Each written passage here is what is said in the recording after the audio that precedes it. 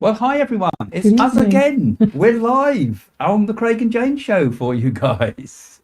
I've been out selling ice creams today with my nice pink jacket on. Thought they would call you Lily the Pink. So, welcome to the show. Those of you who've never been to the show before, we talk about all things paranormal, all things spiritual.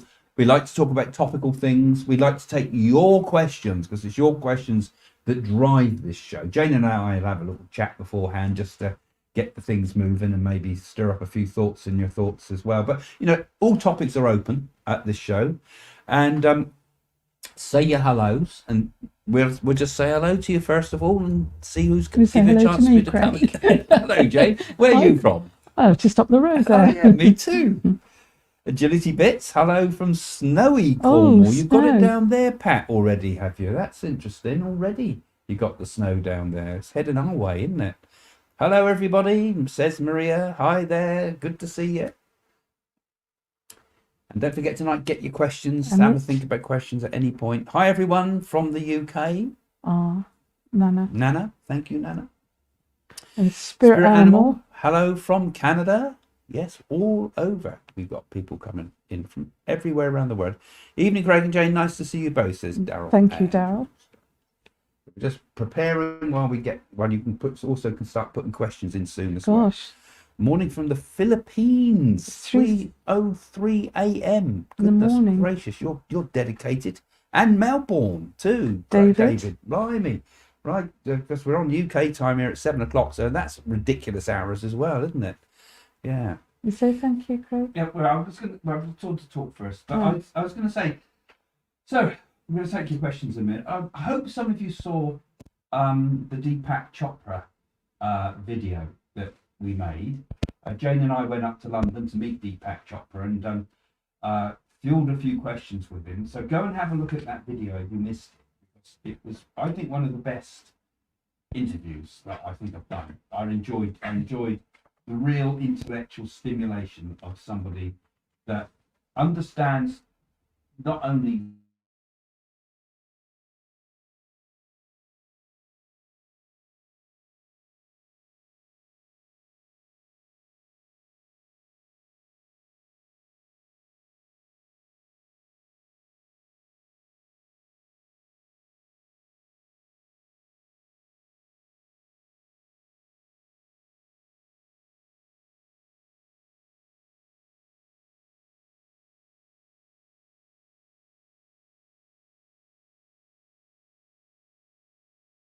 Hurrah! we had a problem with the mics there. The mics weren't working, so hopefully you can hear us now. But anyway, we met Deepak Chopra. Absolutely fabulous. Went up to the Londonderry Hotel, No, wasn't the it? Londoner Hotel. Londoner Hotel. The Londoner Hotel in Leicester Piccadilly. Square. Leicester Square. That's it. Correct me. They were really accommodating and really allowed us to film there. And thank you to the hotel because it gave us the opportunity to have a really nice environment to work from. And all the camera gear that we took we took up there was because of you patrons. It was all the gear that the patrons have helped us to sort of with this whole setup. So we couldn't have done it without you guys. Then afterwards, I went up and met him again. And he invited me up to Oxford University, in the libraries there, where he gave another debate. And it got me thinking about the whole thing about debate itself, because all the great, when you look in the hallways there, you see photographs of. One comes to mind. Rees Mogg comes to mind, was there, and loads of Einstein was there, and the sort of school photos, as it were. You couldn't look at any photograph without seeing a whole load of names. Desmond Tutu, I remember, was Oh, there. so it's like going into Harry Potter's It was there. like a who's who. Yeah, but there was a sort of Harry Potter style setup there, the Gothic. actual library. It looked like something out of an AI. It was just so amazing. And I thought, isn't it wonderful that we do have something like that is set up just for debate? And I was thinking to myself, surely one of the main goals of education in this world surely has to be our ability to debate and argue and disagree. It looks like nowadays, I don't know what people think, but everything but they're talking nowadays about cancel culture. We never had that before, did we? People were always encouraged in the past to argue, to disagree, to debate at school. You know, I remember I had the argument to go in the European Union. I remember at the time, or the common market, it was called there. Really important. But now, if anybody disagrees with you, we just switch them off, don't we? You know, and I think Harry and Meghan are going to get switched off soon if they're not careful, because they've said things that have probably got themselves in big trouble. Yes, but I don't think King Charles will take their titles away. Definitely not. No, but that book might get cancelled. I said it would get cancelled, didn't I? I said Meghan, in my predictions, I said Meghan's book's going to get cancelled. And it looks like it's going to happen, because now she's named Charles and Catherine in the storyline there. It means, you know, cancel culture comes in again, and it might backfire. And I think, and I hope, that cancel culture is going to change in time. That we're going to start to, again, get kids to compete at school, for example. I think there's nothing better than having some character building, I suppose, battle to win first place. And don't give everybody prizes. You know, I'm much more in the idea of punish the losers, personally. Because you're punished tonight, for sure. It makes you try harder. You know, I mean, that was always the loser in football. You know, but it's not broken me as a person. You know, I got better at football later, but at school, you know, oh, we're going to have to choose Craig. Oh God, put him in goal. You know, I mean, but it don't damage you, does it? I mean, people get so weak, and I look round at people nowadays, and you look at people, and they're so weak. Everything's about, oh, my mental health. And look at I'm a Celebrity on TV with that what was that black lady on there called? Nella what's it, you know. What a lot of baloney, you know. And what unfounded arguments, because people have not been taught to argue. She got pulled up by the producers, though, so she's on her best behaviour now. Yeah, but you know, nowadays you can throw out something about someone. Oh, it's all wrong. And if you disagree with me, we just switch you off, and you can put an argument without any research, without anything to substantiate what you're saying. Well, some people need to be switched off. Yeah. So let's have your questions, guys, and you know, you can even disagree with us, you know, because I think it's very important that people qualify what they have to say, you know. And it applies very much to the spiritual world as well, too, doesn't it? You know, oh, I believe in angels, they're marvelous things. And then you think, okay, but what, angels with feathers and wings? Is that not a fantasy? You know, so I always think it's important to question the sort of stuff we do, too. You know, I mean, are we fantasists? Are we away with the fairies, literally? You know, and just as there's been a lot of proof of life after death and things, there's also been all sorts of stuff that seem to make it look like a load of fools. Look at the Cottingley fairies that Conan Doyle fell for. You know, there's going to be a new BBC programme about that soon. Valerie's saying, Craig, hello, Craig and Jane. Is the interview on YouTube or Facebook? It is on YouTube, and also I believe it's on your Facebook, and it's on my Facebook too. Yeah, it's on our Facebooks as well. But we can stream. We stream them to both when we go live, but if you want the main stuff, it's always YouTube. Follow the YouTube channel, because it's YouTube we post most of it, all of it, really, and then we also stream it, the live stuff, sometimes onto Facebook, not always as well. And also the patrons, I try to put extras and bits and pieces in the patrons too. So you want the full story, follow look at the Patreon link, guys. Good. Somebody agrees with you. Is that a man or a woman agreeing with you? The thing is, yeah, we don't know nowadays. That's another thing, isn't it? Agreeing with everybody, because it seems like everybody always has to have a consensus of opinion. Now, let's all stop arguing, and let's see if we can find common ground so we're all right, you know. And that's another thing that really annoys me. Sometimes you're either right or wrong. And if someone's wrong, you're wrong. You lost the argument. End of story. That person won, you know. And that's how we progress knowledge. Nowadays, we just take knowledge from the internet, take it as given, and that's the truth. We've not actually thought about it, have we? We've not researched it. We've not thought for ourselves. And when kids do exams at school now, it's all tick box facts. But what you should be doing is getting them to learn to absorb the knowledge, use the knowledge, regurgitate the knowledge. How much do they remember? But also, how can they relate but it? a lot of the children, Written essays. a lot of children are using AI, so they're cheating, aren't they? So they're not really taking it in. They're just AI is lazy. going to make it even worse. It make them lazy. It's going to make it even worse because you'll get your opinions from AI. Glasses. And Deepak Chopra said something interesting in his talk. So someone was asking about what about AI and what threat is it to the world? And he said, well, all it is doing is putting knowledge out. It's putting knowledge together, but it's not conscious. It's not conscious. It might appear to mimic consciousness, but actually what AI is doing is just regurgitating other people's knowledge. And a baby or an animal is conscious from the moment it's born. But AI can't be conscious. Knowledge does not make consciousness. And it's the same thing, isn't it, when we look at the world today? People get all their knowledge from the internet, and therefore they've never understood it. They've never turned it into understanding, let alone turned it into wisdom, which we really should do, particularly with spiritual knowledge. So if you become lazy with your knowledge, if you become lazy with your arguments, if you become lazy and just counsel anybody that doesn't agree with you, you end up with weak people. And when you get a nation of weak people, what usually happens is another nation comes and takes them over.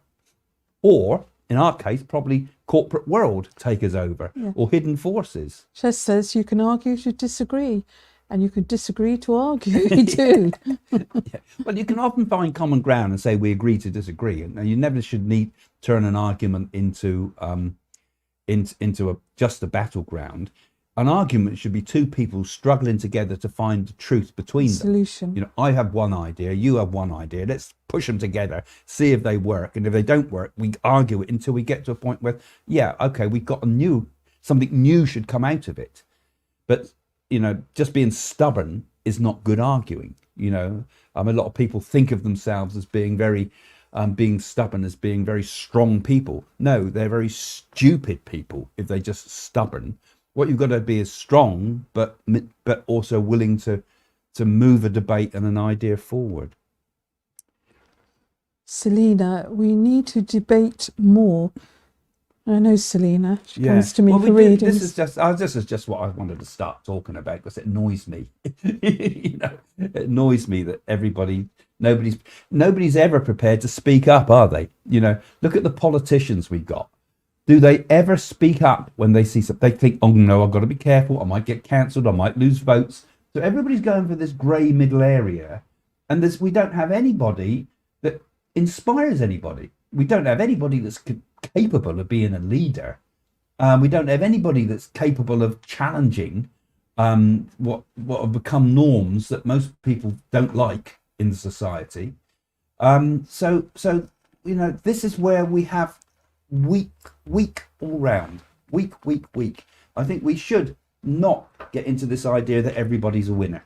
The world's not like that. Some win, some take it all, and some get nothing. That's the way the world works, and that's the way we got to fight against it and with it. That's what we're up against. Elena says we are, being censored on many sites now.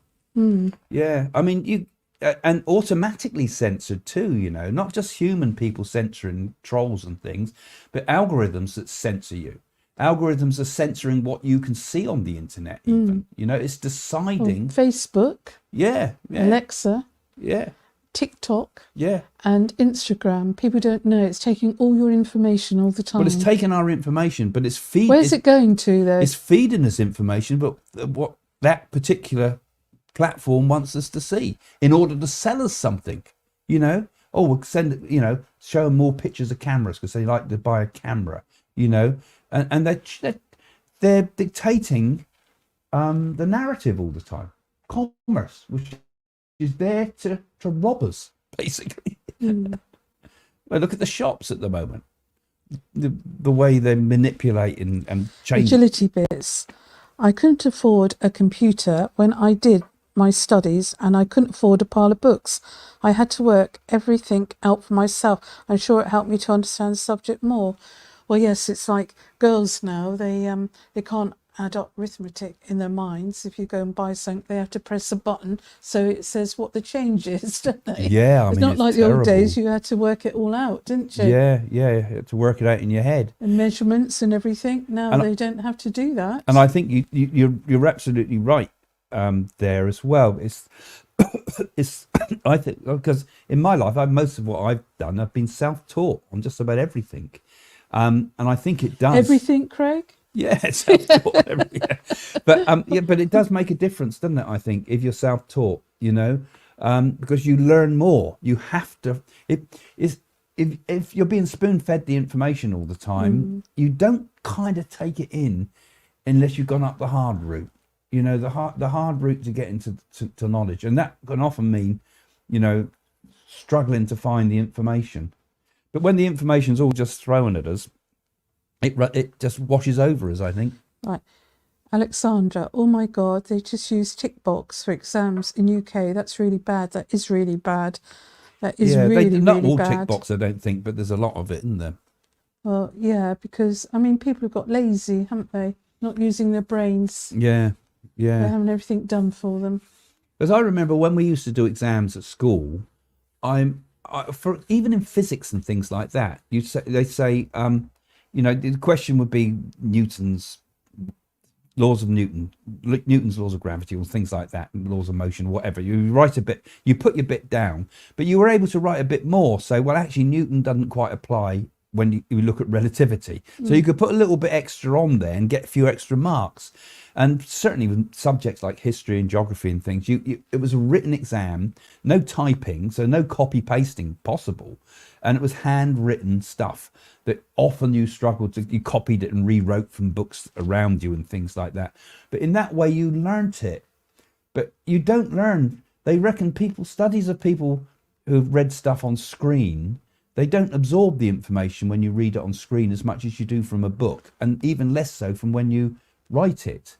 So, like you read a book on Kindle, you won't absorb so much as if it's a printed book. I saw a girl if you today rewrite it. when we were having a cup of coffee in Costa's today. She was obviously doing an exam and she was cheating, looking at her iPhone and copying and writing things down from her iPhone. Yeah, well, they're bound to. We've got to get the information. Yes, but she wasn't using her brain.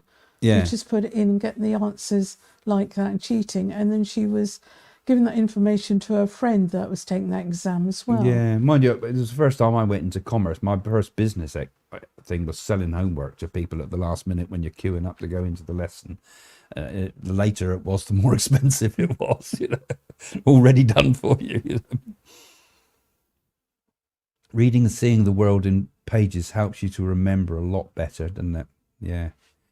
And I think it's also a lot to do with the way memory works too, isn't it? Because you got a fabulous memory for names, but you always remember names by associating it with other people, No, I don't got you? a photographic memory, Craig, so I can remember dates, times. It's a bit like savants, I suppose. I can remember things and people, even if I haven't seen them for years, where you won't remember anyone's name after 5 minutes. 5 minutes, it's gone. Names will go for me in instant, but you've got an ability. You'll someone to come for a reading with you 15 years later, you'll know everything about them. And you'll say, oh yeah, blah blah blah. You just retain that type of knowledge. Or I'm good at retaining, I suppose, Food cupboards. food menus. Yeah. Where to eat. Cancel culture is fundamentally based on threats and Yes. fear, isn't it? It is. And cowardice as well, isn't it? Really, which is the victim of threats and fear, and I think the thing is, people are not prepared to stand up to some of the silliest ideas we've ever seen in centuries. I mean, all this self-indulgent sort of stuff that we get, about not sure whether I'm a man, a woman, or a seal, or penguin. I mean, it's just bonkers stuff, and nobody's prepared to talk up against it, are they? They just you just seem Frightened to to. accept it, and if you don't like it, you're prejudiced or you're judgmental. That's another word I hate. Judgmental. I'm going to be judgmental because I'm talking from the truth, you know, not from some crazy idea that you've made up. So yeah, that's it. And people are fearful on both sides, fearful of having an argument. Anything to avoid an argument. Anything to avoid an argument. That's not good. There's Kathy now. The problem is we just all agree with everything. We're losing free will to say no or stand up with your opinion. That's very true. I think as women, you have to stand up, the same as men have to stand up. And I think you've got to believe in what is right, what is wrong. And I think values is important too. And I mean, people have lost a lot of values, seem to have lost a lot of their ways, haven't they? I mean, family values are important. And it's like reading to children is important. It seems like children are dumped all over the place now. The values are gone out through the door, doesn't it? Yeah, and this is because this is a kind of a spiritual program, I suppose. Let's look at it in from a spiritual sense too. Isn't this what happened with religion? You know, really, when you think about it, because religion is for people that don't want to think for themselves, isn't it? It's often weak.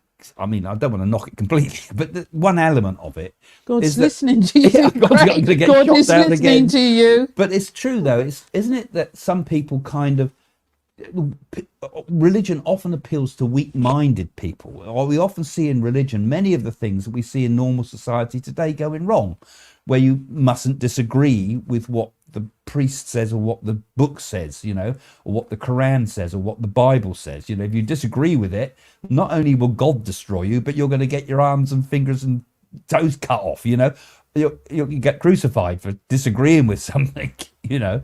And again, that's based on the idea of fear, and it's also a bit like modern society too, in that it's like the way advertising works, you know, where it's like a form of propaganda that pushes the weak into believing the mass, and it's anti the individual and anti the individual's spiritual development. That's not all religion, but that's an aspect of religion, and this is why we tend nowadays, I think people want to move towards spirituality.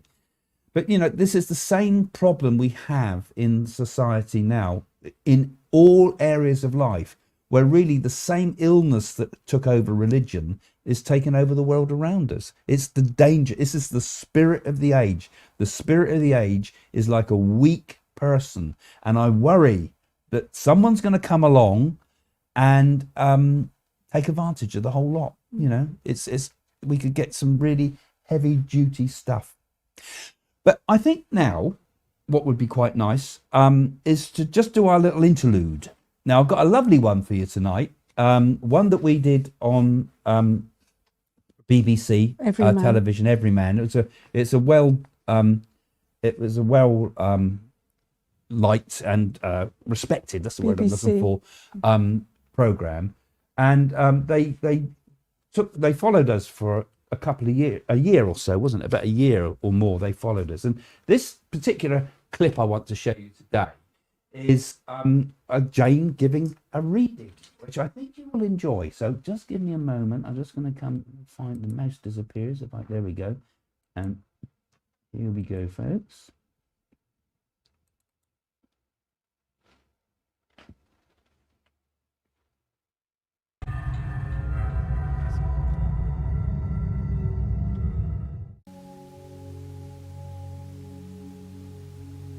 This is my room, which I like to think as my spiritual room. And I like to think of it as a little sanctuary for everybody that comes. Doesn't matter who they are. From a doctor, to a lawyer, to a laptop, to a celebrity. I like to treat them all the same. And I like to get this room nice for everybody because I'd like to go into a clean house. As my grandmother would say, cleanliness next to godliness. And you do see people more than once? I do have a very big, strong following, and people like to feel they can come back to me 2 or 3 times. Perhaps there might be a few years in between. I'm the nearest thing in connection to their loved ones, and I'm very privileged that I can bring those two worlds together.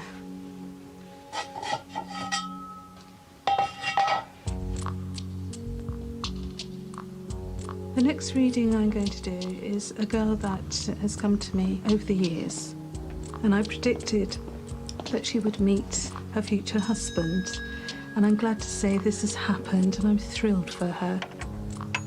Hello. Thank you. Recently, Sally's been coming for readings more often, looking for contact with the spirit of her best friend. I've got a young lady, and I've got Jo coming through, and she's giving the thumbs up and really excited and that, and she's just touching your necklace there and saying, don't be sad, don't be sad, because I wasn't a sad person when I was here, and I know you miss me, and we had great fun together. You and I will always be friends, she's saying. Right. And that because they're still grieving. Yeah. I wanted to tell her I was sorry that I wasn't there for her. I wished I'd tried harder. We shared secrets together, and it was lovely. And just to tell her that I missed her and I loved her. And I just hope she's okay.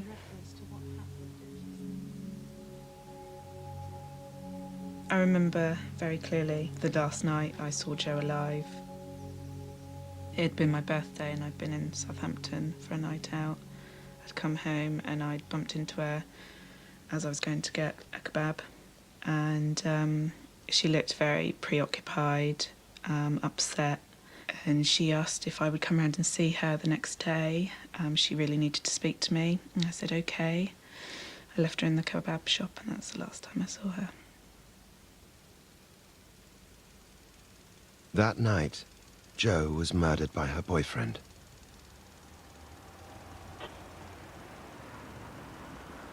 Did she want to stay over that night? I just never know.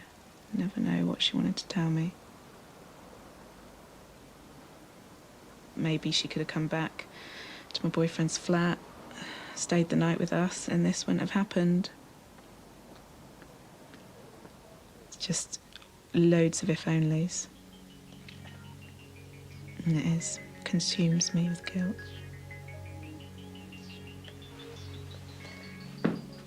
Today, Sally's booked another reading with Jane. Yeah, fine. You? Yeah, fine. This time, Jo's sister is going too. I've been really worried about it for you, do you know what I mean? So I'm more nervous for you going to this reading than I was for going to mine, so... I've never even been, like, witness to one or anything like that, so I don't really know what to expect. But I have got a few things in my head that I think, well, she says that, that's going to really convince me. And I've brought a couple of things along with me as well, which I've got on my person. Right. So she I don't want to say what that is, but yeah, she says, if she mentions them, then you'll think, yes. I really, really want it to happen, but sometimes you want it too much, can't you? And then you can make it all sort of fit, and maybe it doesn't. If you're there, you know, come through. I felt her around last night getting so excited as well, because unfortunately for me, Craig woke me up because he said I was snoring. Couldn't get back to sleep afterwards, and I felt very much as if Jo was trying to reach out to you.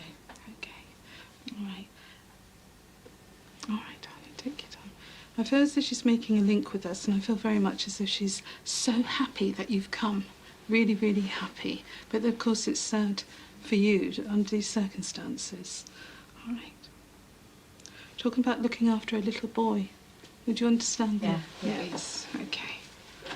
All right. Just when her life was going right for her, then this happened, and it's as if life's so unfair. That's what she's saying. All right. Has this child had a cold? Because I don't know why she's coming with a bottle of medicine. Oh yeah, he was ill last weekend. All right, He hasn't had a cold, but he's been ill. Yeah. All right, because she's just come in with some medicine there for him to let you know that she's aware what's happening. Okay. Now she's putting like a choke around her neck here. Would you understand that? Yeah, this was Jo's. Well, that was her choker. Yeah. Oh, that's amazing, because she's just bought a choker and putting it there. Okay. And why is she putting her hand on your stomach there? I'm pregnant. Oh, wonderful. Because you just put in a congratulations. New beginnings. There's some tissues there behind us. New beginnings and joyous times. Go through sadness, goodness comes. You're never going to forget this girl. All right, darling. Bring some shoes around for you girls as well. Holding up shoes. Would you understand that? I'm not sure, no. All right, someone's been looking at shoes himself. Someone, because she's holding up her shoes. I just bought about 3 pairs. Oh, bless, because she's got these shoes she's holding up here. What does South Sea mean to you? South Sea? Yes. Not Does a it lot, mean really. anything to you, Sally? South Sea. Show me the sea. I used to have meetings there, but That's good not- enough. yeah, That'd do I've been nicely. It's a there memory recently, link. Yeah. Because show me the sea and that. And then I've got the fairground. She's talking about Portsmouth. Would you understand that? I don't know really. Her friend that came from Portsmouth. Yeah, she's Gosport. She's from. All the same area, because Yeah. not far away, because she's showing water that would link with Portsmouth, wouldn't it? See, I've got her in a black dress in the spirit world, as if she's just going out dancing. She's a little bit loud on the other side, I've got to say, because I've got to say, be quiet. Would you understand? Yeah. Who has a piece of her hair, please? I've got a piece. All right. There's 3 of us. My mum, I my was going dad, to say and me. 3, because it's snipping bits of hair Yeah. there. Right. I thought I heard someone calling Graham. Does Graham mean anything? Yeah, that's my stepdad. I got like flashes going in front of her and lost thoughts with her family. Very kind girl, because she didn't want to upset you or go into like that image how she was found. Because she said she didn't want that memory to be there. She wants to be remembered, she's saying, as Joe. Joe. Right. So what did you think? Yeah, there were some things that were quite spooky that she got spot on. Yeah, I was quite impressed. I would say. Yeah, I've got hang on. I've got a lock of Joe's hair in my pocket, and she said about a lock of hair, so that was pretty impressive. necklace. And the choker, yeah, I mean this is Joe's choker, and I wore it obviously specifically, hoping that she would pick up on that.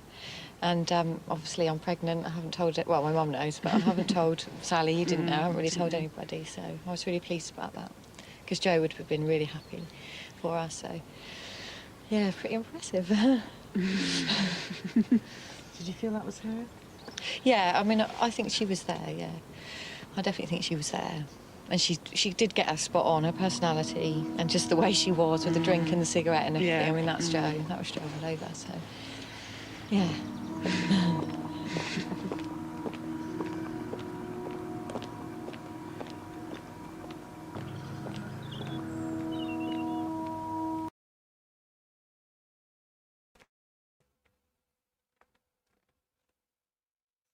Well, there you go. I hope you like our little clips from some of the masses of work we've done over the years on telly and so forth. So we'll bring some more of these to you again later. So open it up now. What did you think about that, by the way? Did you enjoy it? And we can open up to much more open questions, if you like. We can carry on with the discussion we've been having, or we can sort of open up to new things. But while you're having a think and putting some questions in, I'd also just like to say thank you, actually, to one of our followers, which is Patrice Jackson and her family in Hawaii, who have sent us a lovely big box of all sorts of goodies, didn't they, from Hawaii, Jane? And I've had to hide it because Greedy Craig will eat all the biscuits for Christmas. There's a big hamper. We were really surprised, and we really like to thank you. That's Taste of Aloha was you. from. So Taste of Aloha. Look at in the internet. I had a look on the website. It's really lovely stuff, actually. So anyway, thanks, Patrice. I know you come on regularly and so forth, so very much appreciated. And if anybody wants to send us more hampers, you're welcome. In the description below, as if. So yeah. So any other thoughts about things you'd like to share with us now? Yeah, it was sad, that young woman, how she's murdered by a telephone cable, if I remember rightly. And very, very sad, very sad. Yeah. And it's funny, with that building, she got murdered. 2 doors along, there was an Indian man that was seeing to his papers at 5 o'clock in the morning, he got stabbed. Really? So it was a makes me hotspot. wonder if there's not something going along that Yeah, because line. it's not like a bad area or No. anything there, is it? No. I mean, it's just part of, yeah.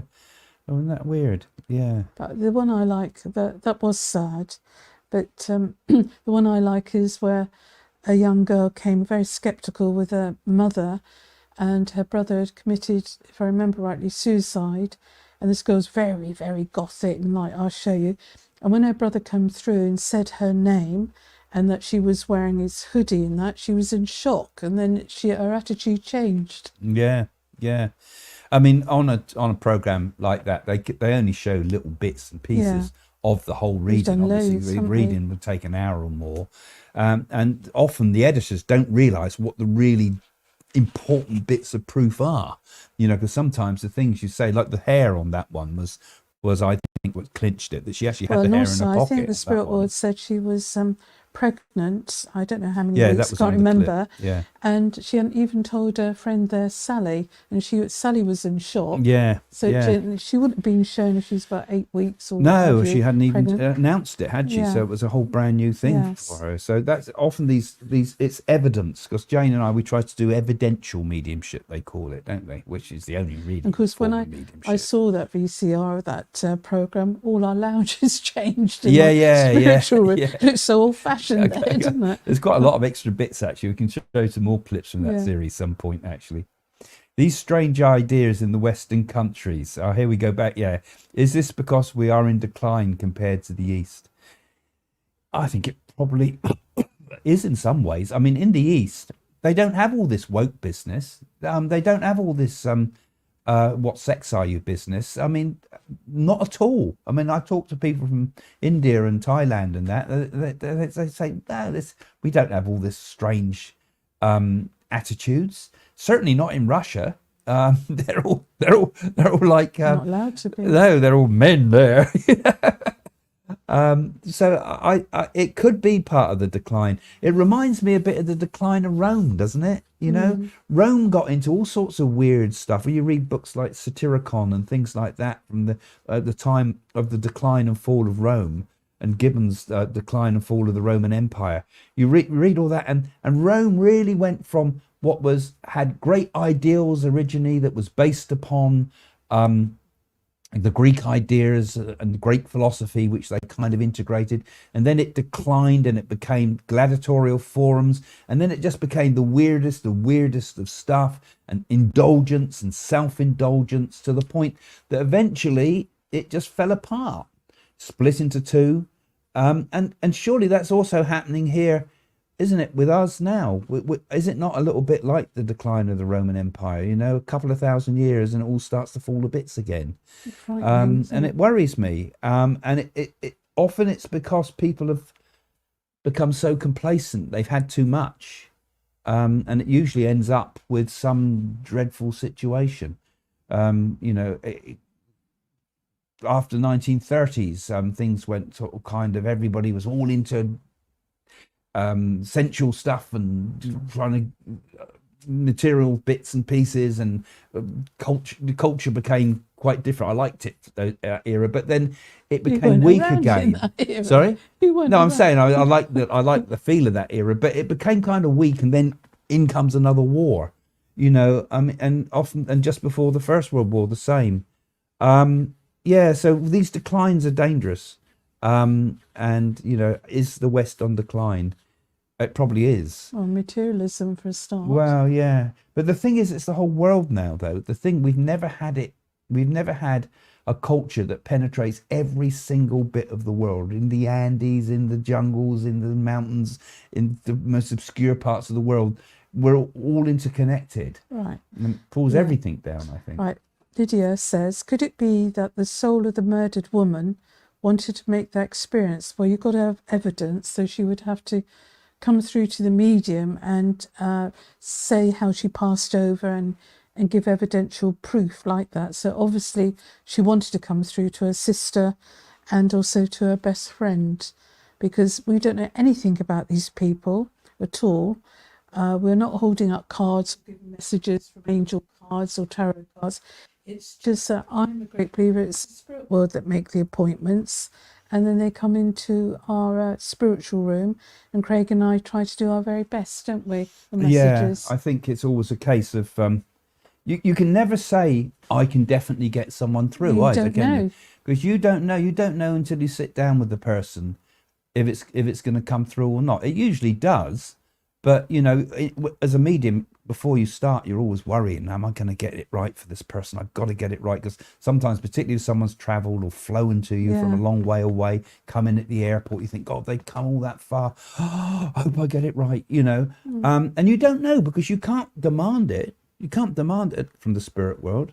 And like you say, it's not all this nonsense that people putting tarot cards up and saying, I've got a dark-haired You've woman got to here go from for the the spirit evidence, and things. because when they come up on Facebook and things, you don't hear the response of the other person who they're giving the message to, or evidential. It's very sort of all fluffy, isn't it? Yeah, they shout out the messages, but you don't hear if it's been taken even or not, and you just assume that it has. Yeah. But the person might be sat there blank. They might be giving it to the dog sat on But the I sofa. think sometimes if you go to a medium, a good medium, it should be very personal, and that should be in confidence and for you personally, because a lot of people, I had a girl that came the other day that had lost a baby. She was 4 months pregnant, and it really shocked me to think that their attitude, the nursing staff and doctors, that there's 1 in 3 pregnancies that suffer miscarriages. No support for this poor girl. No. And it was dreadful. And then a loved one bringing a message through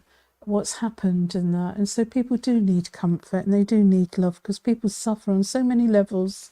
That little clip actually is very typical of what you do at home, isn't it? Because Yes. you're not like me. I do it all by Zoom and things nowadays, but you're one of the few mediums still left that actually has the people come and sit in your room with you, and actually it is so much more. It can go so much deeper, can't you, when Yes, you're with a yeah. person face to face? Well, yes, because and it's nice to have that person in front of me, and it's nice, really, it's a special time, and it's a different room than what you saw on that tape. It's done quite beautiful lights and it still looks good in the crystals. pictures there, actually, even then. I don't know, Now you it's cringe. whoa, over the top now. Cringe. And yeah, so every day is different for us, because one day, like Craig is doing his email readings, Zoom and teaching, and mine is more sort of like personal with the person in front of me. I mean, quite a lot of mediums are doing Zoom now and things, but that's not for me. I like it the old-fashioned way. Yours the can person in often front help of people, because you sit with them for ages sometimes, don't you? If someone's really distressed. I mean, like that lady, you would have sat with her for much longer than the film showed there. But I know that you can often, it's often a healing process. But what makes me laugh, Craig, when somebody say, I can find a medium much cheaper. I know. And an insult. I know. Someone said that the other day, didn't they? Well, it's like saying, this chicken didn't taste very good, and I'm paying these in this 5-star hotel. I could get it cheaper if I went to Iceland. Yeah, so you offer them caviar and they want lumpfish. It's sad, really, but people don't understand. I think they don't understand that there's very few people around nowadays. I mean, we're not the only ones, of course, but there's not many mediums around that really can give evidential proof. Yeah. Most of them are now, everybody's jumped on the bandwagon. Wow. And like you say, it's angel cards. So I mean, angel cards. What's the point of And that, you've got these really? mediums, they're chewing gum. Not for mediumship, anyway. No, they're It's chewing okay for gum, doing they're putting angel fortune cards telling. up, and you know what I mean, love? Like that, you know Seen what them I on mean? Facebook, haven't we? I cringe. Horrifying. Yeah, horrifying. But that's the way the world goes, isn't it? And Cadbury's chocolate don't taste the same either. No, that's true, very true. So keep your questions coming, guys, too. Because although you don't think it's coming up, Matt will have a look and pop the things So up on someone's the screen. saying hard times create strong men create good times create weak men, and weak men create hard times. Hey, that if kind you of say sums so. it up. Have we got a philosopher here? Yeah. Well, actually, it is. It's in fact. I was talking to someone recently in a reading again, really, and talking about that. Okay, you've got adversity in your life at the moment, but actually sometimes adversity is the very thing that can make you. and it doesn't feel like it at the time, and I don't want to encourage it into my life really again, but it's when you got the real tough times, that's when you really find your mettle, isn't it? That's when you really find who you are, and you don't know if you're a coward or not until you face difficulties.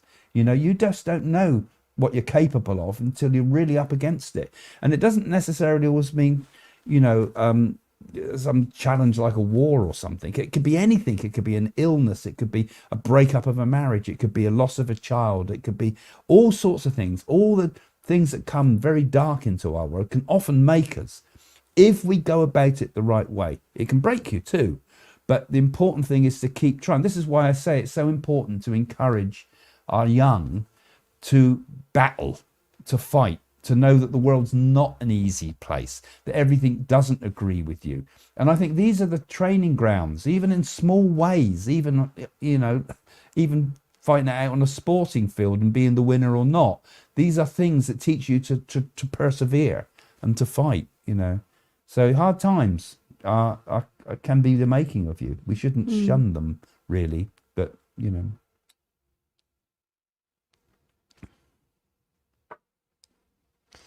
Daisy says, if we write our contract, we write in these awful experiences, or are they caused by bad use of free will, Craig?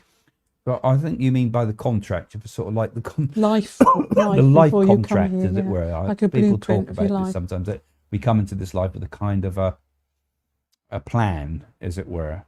And do we write these awful experiences? I think awful experiences are just part of the way it works. And awful experiences are often, I think, the unfolding of our own karma. And if we think of it that way, if we think that all the bad things that come into our life are actually of our own making, which I believe they are, then we can perhaps address it in a different way and think, okay, that's come into my life. That's some bit of karma that's rippled through my life. It's finished now, but now I'm going to start generating good karma. So the way to handle it all, with awful experiences and good experiences, what we should always be doing is using the experience of life to turn ourselves and transform ourselves into better people, stronger people, more spiritually minded people, more caring, more loving, more kind. All those things don't come just out of nothing.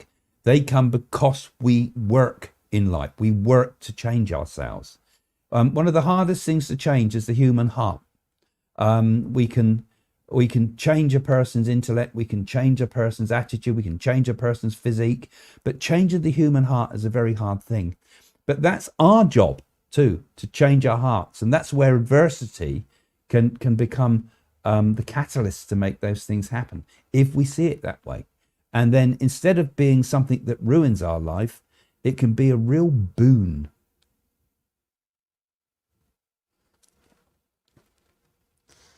Alexander, Craig, what do you do if you can't connect with spirit at a reading? Well, the first thing I do is say, I'm not getting spirit at the moment, so I'm going to work with you psychically. That's what I start. And what I mean by psychically is working with them on the life level. So sort of saying what you sense around them in their life. And that's usually, I can usually always do that, because working on that level doesn't require such a depth of insight, really, or connection, let's say it that way. So you might start working with them on a more psychic level, and once I start working on a psychic level, then usually suddenly, bang, I've got somebody. Would you understand this? Would you understand this name, and so and so? And a lot of it's also sometimes about getting the person to relax. They might not be ready to suddenly get the message that they're hoping for, actually, but that might be this is mediumship I'm talking about here. So usually on the psychic level, you start with that and it kind of gets the flow open. They relax, suddenly the energy's right, and boom, it comes. If you're not getting on the psychic level, usually that you can get it 99.9% of the time. If there have been occasions though where I've said, I'm sorry, I'm not getting anything at all, and that's horrible experience, and it has happened a few times, not very often. Sometimes I had, if a person's coming for they said they're coming for a medium reading, and they suddenly want to know about boyfriends or something. I think, oh, I'm not in tune for that, because actually to get into the mediumistic level, I've got to get my brain in a different state, and they're coming for something else. So it's like, I've come for fish dish, and actually you can send me a meat dish, in this restaurant. That's thrown me out before. So that's why I say, like my Zoom readings, I try to reserve those for mediumship, and hopefully that's what people come for. And the email readings I keep for the psychic work, when I work with remote viewing type of thing for people. So yeah, so it does vary. So if you can't connect, I usually first connect psychically, and then it's often a case that the person's got to relax, and it allows me to relax, and it allows the energy to flow between us. Would you say the same for you, Jane? I mean, yeah, I've not had anything that hasn't worked.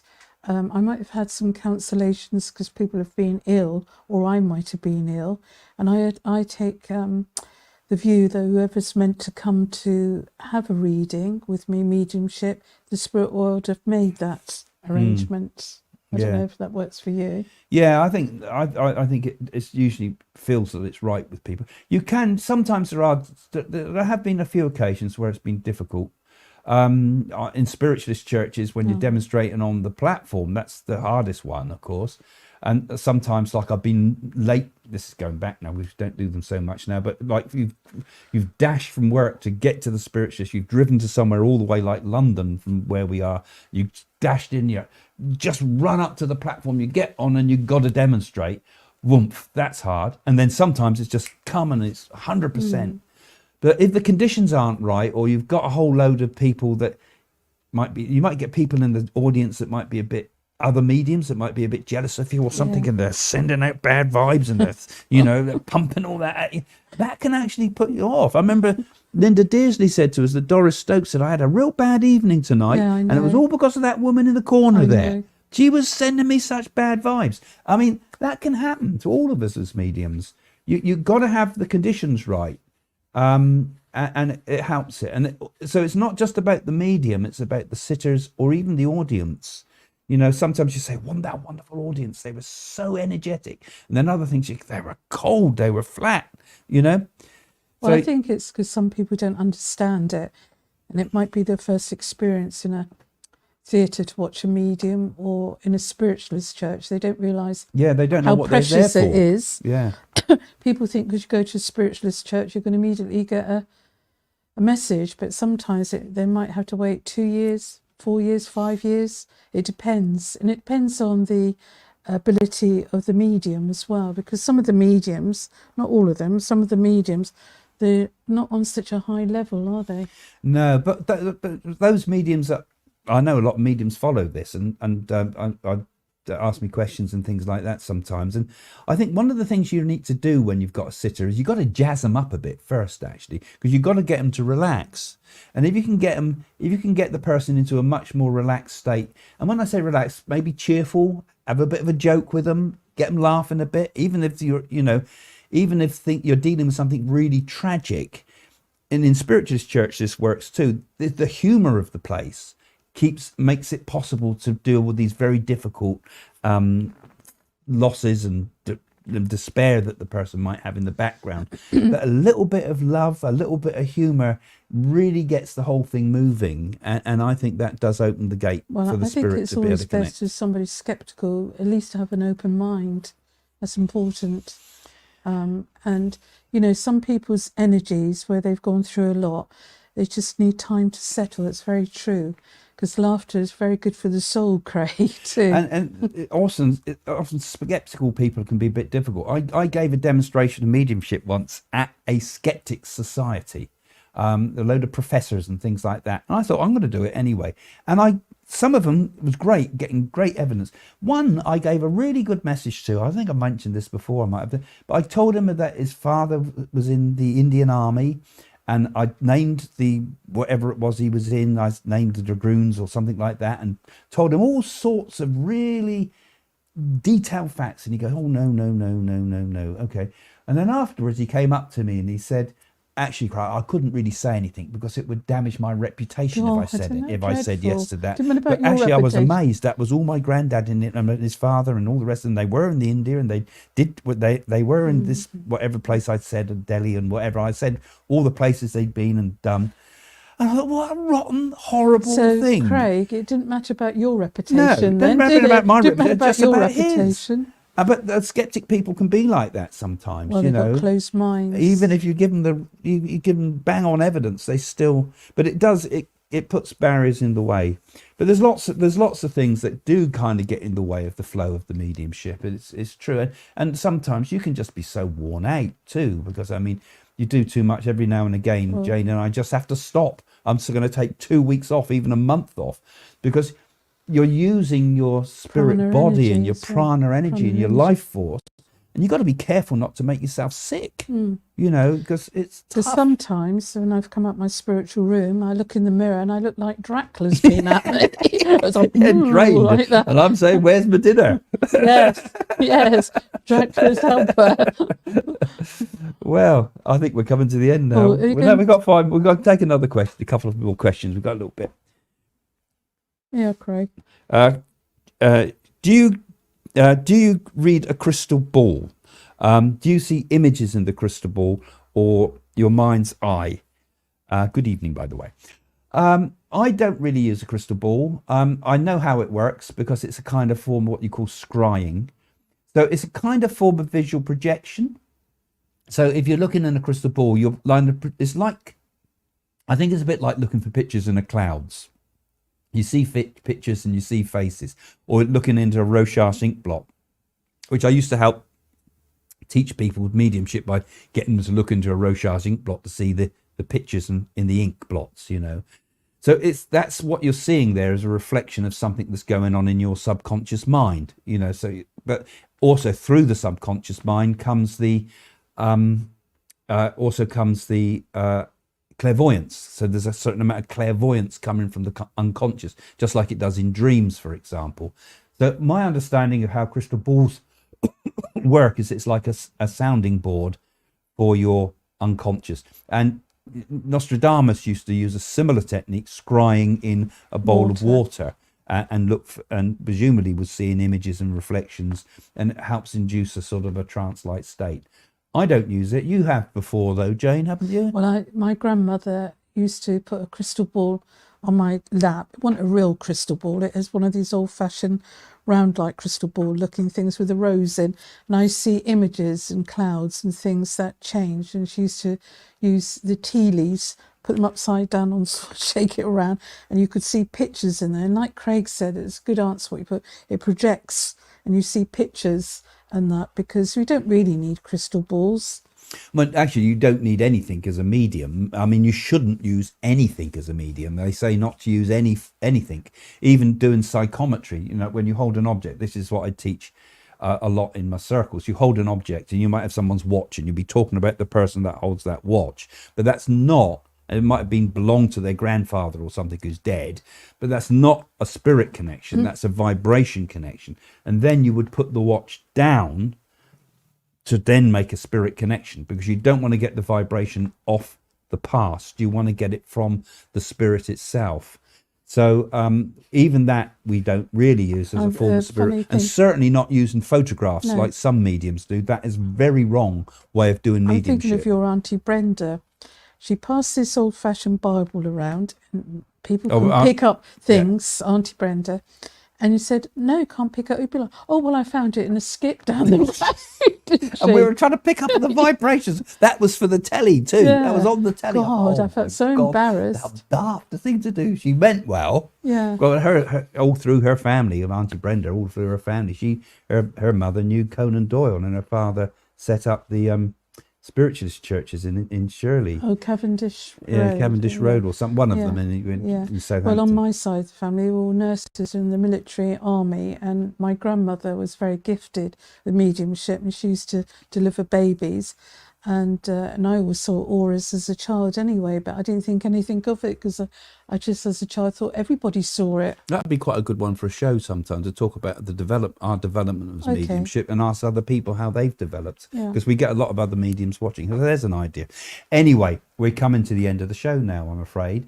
But again, thank you for all of you that support us. Thank you again, for our friends here that have sent nice hampers. Don't forget to send us something. But you can actually seriously help, because again, as I say, have a look in the description below. You'll see coming up on the screen there 1 or 2 of the patrons that have been helping us to support us here. We couldn't have done that interview in London without all the equipment that you've helped buy. We couldn't be doing tonight without you helping by paying the rental on this place. If me and Jane had to find this out of our own pocket all the time, it would be very, very hard to keep the show going. And also our work we're trying to develop towards, the computer here has also been, an individual gave that to us, and others, and some of the camera equipment, someone bought some of that. It's like we're all working together to do this spiritual work. So we really appreciate it if you have a look in the description and consider being a patron. You don't have to give a fortune. You can give a small amount, or you can give a donation and help us move it forward, and maybe open our spiritual center one day, which is we're working hard towards. But it keeps it going, and thanks for all of you that helped. But do consider being a patron. And Craig will accept your food hampers as well. Yes, so send it champagne, to him. that's for us Not personally. champagne, but food. He'd be appreciative. Only joking, of course. But anyway, thank you for all your support and all your help, and helping our foundation as well, where we try to help people as well with what we do. So we'll see you soon then, Yes, yeah? bye. Okay, bye for now.